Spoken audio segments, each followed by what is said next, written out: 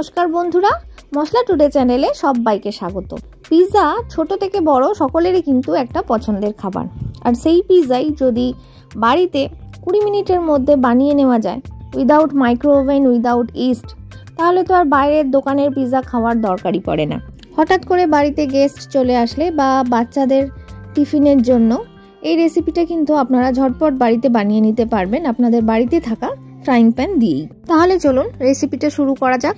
আজকের recipe mini veg pizza. প্রথমেই আমরা এখানে পিৎজা বেস বা পিৎজা ডোটা বানিয়ে নেব। তার জন্য নিয়ে নিচ্ছি 1.5 কাপ পরিমাণে ময়দা।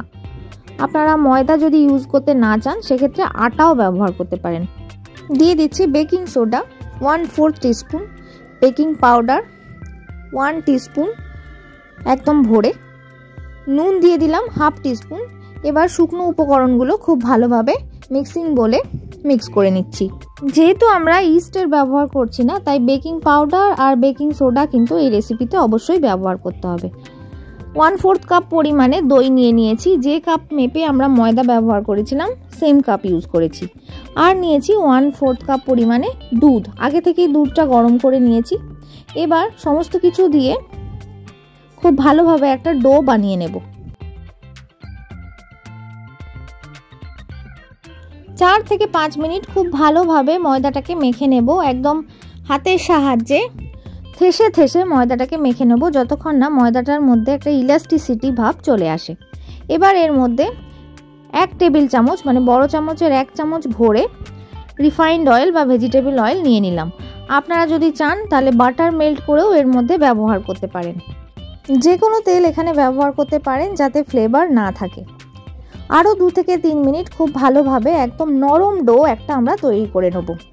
আমি এখানে 1 ঘন্টার জন্য রেস্টিংয়ে রেখে দিচ্ছি যাতে খুব ভালোভাবে ফার্মেন্টেশন হয়ে যায়। এবার আমরা এখানে ইনস্ট্যান্ট পিৎজা সস বানিয়ে নেব। আপনার বাড়িতে যদি পিৎজা পাস্তা সস না থাকে সেক্ষেত্রে আপনারা এইভাবে ইনস্ট্যান্ট পিৎজা সস বানিয়ে নিতে পারেন। তার জন্য আমি এখানে নিয়েছি 2 বড় চামচ টমেটো কেচাপ বা টমেটো সস, 2 বড় চামচ রেড চিলি সস, অরিগানো বা মিক্স হার্বস, যদি আপনার কাছে অরিগানো না থাকে তাহলে আপনি মিক্স হার্ব ব্যবহার করতে পারেন। আর নিয়ে নিচ্ছি চিলি ফ্লেক্স। সমস্ত কিছু খুব ভালোভাবে মিশিয়ে নেব। আপনি চাইলে গোলমরিচেরও ব্যবহার করতে পারেন, তবে যদি বাচ্চাদের জন্য বানাতে চান তাহলে একান্তই গোলমরিচটা অ্যাভয়েড করবেন। সেক্ষেত্রে যেহেতু আমরা চিলি ফ্লেক্স ব্যবহার করেছি তাহলে কিন্তু ঝালটা একটু বেশি হয়ে যায়। পিৎজা সস আমাদের রেডি হয়ে গেছে আর এদিকেও 1 ঘন্টা মতন রেস্টিং টাইম আমাদের হয়ে গেছে। এবার আরও একবার থেসে নিচ্ছি মিনিট খানেকের জন্য টাইম নিয়ে। ডোটাকে ভালোভাবে এভাবে থেসে নিয়ে লেচি কেটে নেব।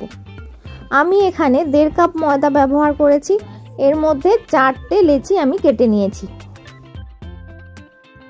আপনারা চাইলে এভাবে লেচি কেটে নিয়ে করতে পারেন, অথবা একটা বড় রুটির মতন বানিয়ে সেখান থেকেও ছোট ছোট আকারের শেপ দিয়ে নিতে পারেন আপনাদের পিৎজার। লেচি কাটা হয়ে গেলে এগুলোকে এবার বেলে নেব। নর্মাল আটা একটুখানি স্প্রিঙ্কেল করে নিচ্ছি, তাহলে বেলতে সুবিধে হবে।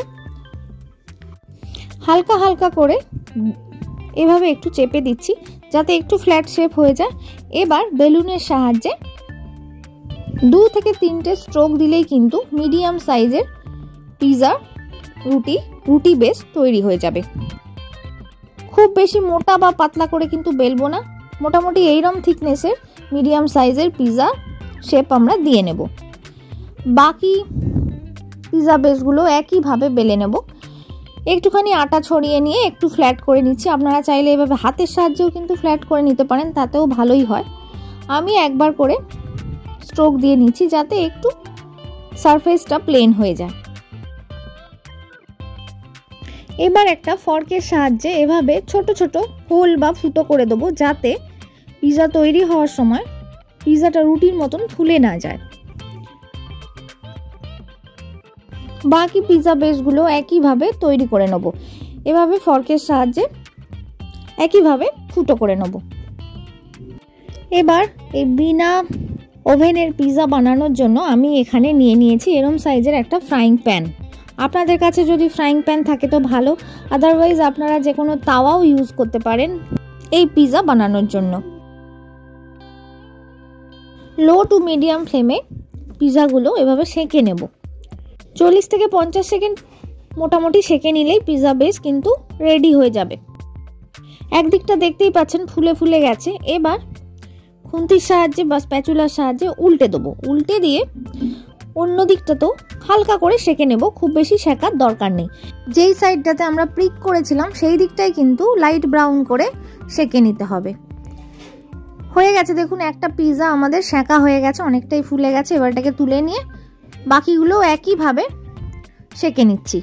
আপনাদের কাছে যদি বড় তাওয়া থাকে সেক্ষেত্রে আপনারা একসাথে 2 বা 3টে পিৎজা সেঁকে নিতে পারেন। সমস্ত পিৎজা ব্রেডগুলো আমার এখানে সেঁকা হয়ে গেছে। এবার এর মধ্যে দিয়ে দিচ্ছি পিৎজা পাস্তা সস, যেটা আমি ইনস্ট্যান্ট বানিয়েছিলাম। এটা কোনো রেডিমেড সস নয়। খুব ভালোভাবে চামচের সাহায্যে এই ওপরের সারফেসটাতে স্প্রেড করে দেবো। আপনারা যদি পাস্তা পিৎজা সস লাগাতে চান সেক্ষেত্রে তাহলে অনলাইন পারচেস করে নিতে পারেন, অথবা কোনো মাল্টি স্টোরে গিয়েও পিৎজা পাস্তা সস আপনারা পারচেস করে নিতে পারেন। খুব ভালোভাবে স্প্রেড হয়ে গেলে এর উপরে যা যা ভেজিটেবলস দিতে চান সেগুলো দিয়ে দেবেন। আপনাদের পছন্দ অনুযায়ী আপনারা এখানে টপিংস ব্যবহার করতে পারেন। আমার কাছে যা যা ছিল আমি সেইগুলো দিয়েই এই হোমমেড পিৎজা বানিয়ে ফেলেছি।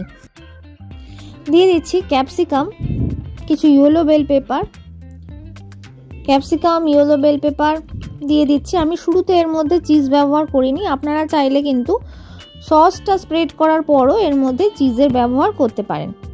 কুচিয়ে রেখেছিলাম কিছু পেঁয়াজ দিয়ে দিলাম, আর সুইট কর্ন। আপনাদের কাছে যদি কালো অলিভ থেকে থাকে সেই কালো অলিভও দিতে পারেন, বা সয়াবিন যদি থাকে সয়াবিনও আপনারা এর মধ্যে দিতে পারেন, সসেজেরও ইউজ করতে পারেন। এবার আমুলের যে চিজ কিউব হয় সেটা আমি গ্রেট করে এখানে দিয়ে দিচ্ছি। আপনারা চাইলে মজরেলা চিজ, যেগুলো রেডিমেডও কিনতে পাওয়া যায়, সেগুলোও এর মধ্যে ব্যবহার করতে পারেন।